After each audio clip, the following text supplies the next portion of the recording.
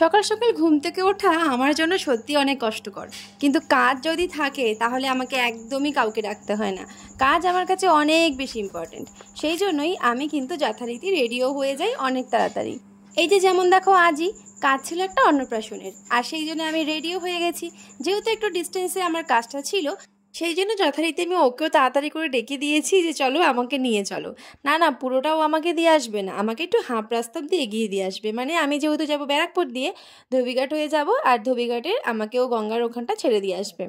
তো যথারীতিও আমাকে ওখানটা ছেড়ে দিয়ে এসেছে, আমি গঙ্গা পার হয়ে ওপারে যাব। আর এই সকালবেলার গঙ্গার ভিউটা জাস্ট ওয়াও লাগে না? আর এত প্লেজেন্ট ওয়েদারটা থাকে যে মনটা এমনিই যেন ভালো হয়ে যায়। একা গেলে সেভাবে আমি কোনো ক্লিপিংস নিতে তো পারিই না, কারণ আমি না এটা খুব বেশি পরিমাণে মানে আমার কাছে খুব বোর লাগে। তো এখানে দেখো আমি টিকিটও কেটে নিয়েছি, আর একটা এক্সট্রা টিকিট, কারণ আমার একটা ছোটো ট্রলি ছিল, এই ট্রলির জন্য সবসময় একটা এক্সট্রা চার্জেস নেয়। তারপর আমি চলে গেছিলাম ব্যারাকপুর স্টেশনে। সেখান থেকে আজকে যাব দমদম, মানে আমার ডেস্টিনেশন। দমদম স্টেশনে নেমে আমি ভাবছিলাম যে এইবার আমি কি করে যাব। তারপর ক্লায়েন্টের থেকে জেনে নিলাম প্রপার লোকেশন, আর 8টা 5-এর মধ্যে আমি একদম ওর বাড়ির ভেতরে ঢুকে গেছি। আর আজকে টাইমিং ছিল 8টা, আমি 8টার মধ্যেই ঢুকে গিয়েছিলাম। ওই ভিডিওটা যখন নিচ্ছিলাম তখন মোটামুটি 8টা 5 হয়ে গেছে। পর বলবে তো। আর আমার এই ক্লায়েন্ট কম বন্ধু বেশি হয়ে গেছে এখন। ওর সাথে আমার দেখা অনেক বছর পর, মানে ওর বিয়েতে আমি সাজিয়েছিলাম প্রায় 4 বছরের ওপর হয়ে গেছে। তারপর ওর মেয়ের অন্নপ্রাশনে আমি সাজাতে গিয়েছিলাম, কিন্তু এতদিন পর দেখা হওয়াতেও কিন্তু একবারের জন্য মনে হয়নি যে অনেক দিন পর দেখা হলো। মনে হচ্ছে যেন এই তো কদিন আগে দেখা। আর এই যে ছোট্ট পুচকুটাকে দেখছো, এই বাচ্চাটারই অন্নপ্রাশন আজকে, মানে এই হলো দেবযানীর মেয়ে। আরে এই পুচকুটাকে দেখে আমার এত আদর করতে ইচ্ছা করছিল যে কি বলবো। আরে না, বাবার খুব ভক্ত, বাবা ওকে এত ভালোবাসে। আরও বাবাকে দেখলে পুরো স্টপ। মায়েরা যতই যাই করুক না কেন, মেয়েদের ভালোবাসার জায়গাটা কিন্তু বাবার প্রতি বেশি থাকে। বাবার প্রতি একটা আলাদা টান থাকে, সেটা আমি নিজেও ফিল করি। আর আমি প্রত্যেকটা বাচ্চাকেও দেখি, মেয়েরা বেশি একটু বাবা ভক্ত হয়। আর এই যে দেখো ফুলগুলো দেখে আমার তো আর লোভ সামলাতে পারিনি। এই ফুলগুলোকে নিয়ে আমার একটি ভিডিও করা চাই, কারণ জুঁই ফুল আমার সব থেকে পছন্দের একটা ফুল। আর এখানে আমি ও শাড়িটা ড্র্যাপ করে নিচ্ছি, কারণ ও আমাকে 8টায় টাইম দিলে কি হবে, ও অলরেডি তখন অনেকটা লেট। মোটামুটি 9টা 9:30 পর ও আমার কাছে সাজতে বসেছিল। আর আমার সেখানে একটু বিরক্ত বোধ হয়নি, কারণ আজকে ওর 3টে লুক করার ছিল। শুধু আমি এটা ভাবছিলাম যে ওকে আমি টাইম মতন সব লুকগুলো কমপ্লিট করতে পারবো কি না। আর আমি এটা বুঝি যে বেবি থাকলে একটুখানি অসুবিধেই হয়। মায়েদের বাচ্চার সব কাজ গুছিয়ে সাজতে বসাটা সত্যি একটা খুব অসুবিধার মধ্যে পড়তে হয়। এটা আমি সব বাড়িতে গিয়েই দেখি, মায়েরা সাজার পরও তাদের রেহাই নেই। সেজে গুজিয়েও বাচ্চা জামা বের করতে হবে, বাচ্চাকে রেডি করাতে হবে, বাচ্চাকে খাওয়াতে হবে। এই জিনিসগুলো অন্নপ্রাশনে লেগেই থাকে। তাই এগুলোর সাথে আমরা রীতিমতন এখন অভ্যস্ত, সেই জন্য কোনো বিরক্তবোধ আমার মধ্যে আসে না। আর এই যে দেখো আজকে পুচকুর এটা হচ্ছে হালদি লুকের ড্রেস। হালদি লুকের ড্রেস পরার পর সেজে পুরো রেডি, আর আমি ওকে নিয়ে গাড়িতে বসেছিলাম। আজকে খায় না বাবা, এটা খায় না, খায় না গো, এটা খায় না। এই যে আজকে কোথায় যাচ্ছি আম্মা? গাই কই কোথায় যাচ্ছি? কোথায় যাচ্ছি গাই কই? তুমি এখানে কি দেখছো? কি দেখছো এখানে? এমনিতেও না খুব মিষ্টি আর খুব শান্ত বাচ্চাও। আর এই যে কপালে ফুটকে ফুটকেগুলো, এটা ওইগুলোকে আমি দিয়ে দিয়েছিলাম। ওর মা তো পড়াতে গিয়ে পুরো ঘেটে নষ্ট করে দিচ্ছিল, তারপর আমি ওকে এগুলো পরিয়ে দিলাম। তারপর ওদের সাথেই আমি চলে গেলাম ভেন্যুতে যাওয়ার পর ওদের একটুখানি ফটোশ্যুট হচ্ছিল, তাই সাইড থেকে একটু ছোট্ট করে মিষ্টি করে ক্লিপিংস নিচ্ছিলাম। আর বাচ্চারা না আজকের দিনে খুব বিরক্ত হয়। আর প্রথমের দিকে একটু মনটা ঠিক থাকলে পরে কিন্তু আর সেটা থাকে না। কিন্তু ও না ভীষণ শান্ত আর ভীষণ মিষ্টি, তাই আজকে এত লোক দেখেও ও কিন্তু একদমই কান্নাকাটি করেনি।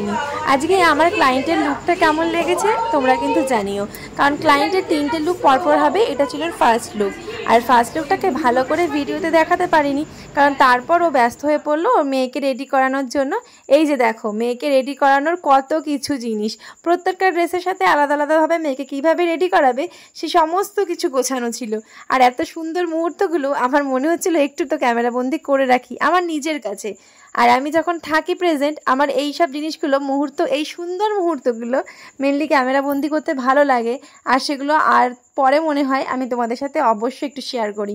যেহেতু এটা ছিল ওর গায়ে হলুদের লুক, তাই ওদের কাপেল এবং তার সাথে পুচকুর ড্রেসটা ছিল এইরকম। আর ওকে সাজানোর পর তো ভালো লাগছে, কিন্তু ওকে যে সিঙ্গেল ক্লিপিংস নিতে পারেনি, সেই জন্য সবার সাথে একটু সুন্দর ক্লিপিংস নিয়ে নিলাম। জায়গাটা কি সুন্দর সাজিয়েছে না হলদির, খুব ভালো লাগছিল দেখে। আর এই জিনিসগুলো না সত্যিই খুব মেমোরেবল, প্রত্যেকটা মানুষের কাছে ভীষণ আপন এবং ভীষণ ভালো লাগার একটা মুহূর্ত। এই মুহূর্তগুলো চাইলেও কখনো ফিরে আসবে না। আর যার অনুষ্ঠান সে হয়তো ফটোগ্রাফার বুকিং করে, কিন্তু সেই ফটোগ্রাফার বুকিং করলে কি হবে, সে তো ফটো পাবে, ভিডিওগ্রাফি করলে ভিডিও পাবে, কিন্তু কিছু কিছু ছোটো ছোটো ক্লিপিংস যেগুলো আমরা রিলস হিসেবে দিতে পছন্দ করি, রিলস হিসেবে সাজাতে পছন্দ করি, সবার সাথে শেয়ার করতে পছন্দ করি, সেই জিনিসগুলো কিন্তু আর ফিরে আসে না। যাই হোক, আমি যখন ওখানে বসেছিলাম আমাকে ওরা বললো স্টার্টার খেয়ে নিতে, আর ওখানে খাওয়া দাওয়া আজকে ওরা আমাকে আগে ইনভাইট করে রেখেছিল, কিন্তু আমি সব জায়গায় না খেলেও এখানে আমি খেতে বাধ্য, কারণ এখানে আমাকে খেতেই হতো, কারণ আমার ওখানে 3টে লুক আর আমার সময় লাগবে অনেকটা। তাই একটু খেয়ে নিলাম আমি স্ন্যাক্সগুলো। খেতে খেতেই আবার চলে গেলাম ওখানে, যে দেখি তো গিয়ে কী হচ্ছে। আর এইখানে দেখো দেখছি গিয়ে ওরা সবাই ফটোশ্যুট করছে। ফটোশ্যুট তো করবেই বলো, আজকের এত সুন্দর একটা মুহূর্ত, যে ফটোশ্যুট না করলে হয়।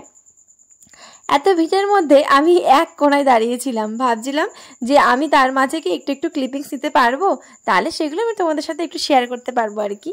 তো আর এই যে দেখো মাথায় যে প্রিন্সেসের মতন ফ্লাওয়ার ব্যান্ডটা, ওয়াও লাগছিল না জিনিসটা, আর ওর ড্রেসের সাথে একদম পারফেক্ট মানিয়ে গেছিলো। বাচ্চাদের এই মুহূর্তগুলো কিন্তু সারা জীবনের একটা স্মৃতি হয়ে থাকে। এইখানে দেখো ওর মামার বাড়ি থেকে এসেছিল বিভিন্ন রকমের তত্ত্বগুলো এত ইউনিক ছিল যে আমার মনে হচ্ছিল যে খুলে দেখি আর কি, যে এই যে ফ্রুটগুলো রয়েছে, ফ্রুটগুলোর ভেতরে কি রয়েছে।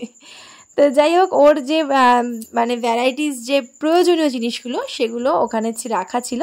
আর এই যে এটা আমার ক্লায়েন্টের সেকেন্ড লুক।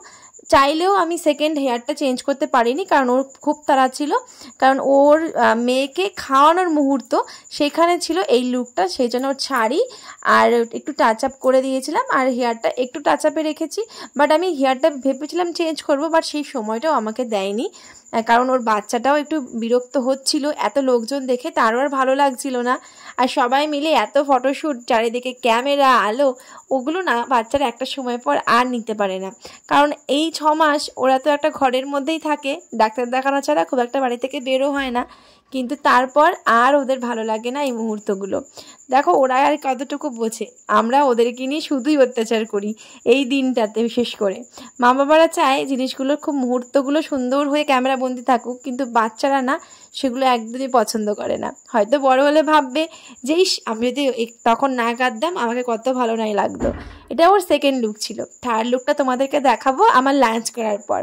সেকেন্ড লুকটা করার পরেই আমি চলে গিয়েছিলাম লাঞ্চ করতে, কারণ আমি যদি লাঞ্চ করে না আসি তাহলে ওকে আমি থার্ড লুকে রেডি করতে পারবো না। থার্ড লুকে ওকে আমাকে হেয়ারটা রেডি করতেই হবে, মানে হেয়ারটা আমাকে চেঞ্জ করতেই হবে, নাহলে আমি নিজে স্যাটিসফ্যাকশান পাবো না। আর আমি না কোনো জায়গায় কাজ করতে গেলে নিজের সেলফ স্যাটিসফ্যাকশানটা অনেক বেশি আমি গুরুত্ব দিই সেখানে। হয়তো ও আমাকে বলবে না, কিন্তু আমি সেটাতে একটু বেশি গুরুত্ব দিই। যেহেতু খুব অল্প সময়ের মধ্যে ওকে রেডি করতে হচ্ছিল, সেই জন্য কোনো রকম সাজানোর ক্লিপিংস একদমই নেওয়া সম্ভব ছিল না। মনে হচ্ছিল কত তাড়াতাড়ি ওকে ফুল লুকে রেডি করে দেবো। যাই হোক, এটা ছিল থার্ড লুক। কেমন লেগেছে অবশ্যই জানিও।